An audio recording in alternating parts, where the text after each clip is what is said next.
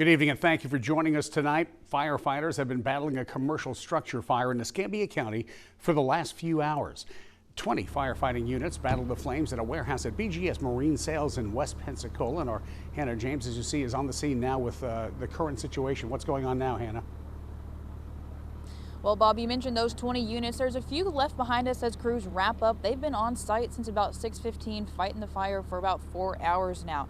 Now, the fire started in a motorhome next to the warehouse that's behind me before it spread to take on the rest of the building. Again, they were called out on scene around 6:15 this afternoon. Now, the fire happened at BGS Marine Sales right off of Navy Boulevard. It's a company that sells and repairs boats. The company has been operating in this building for the last 3 years, serving the Gulf Coast since 2017.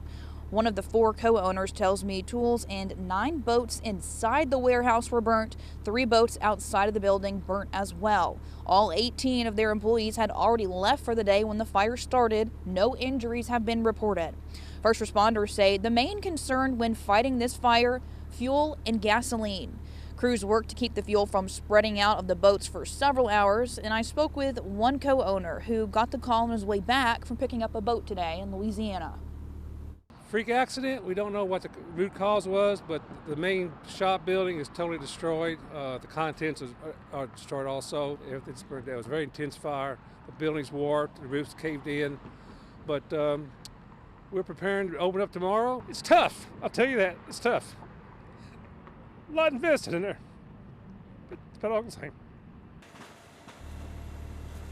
Bachlish says this is a $2.7 million facility. First responders described this as a 2-alarm fire, meaning 2 stations were called in. Once on site, additional units were dispatched. Escambia County Fire Rescue, Pensacola Fire Department, and Gulf Coast Emergency Services with Pensacola NAS all responded. Now, exactly what started the fire around the motorhome is unknown at this time.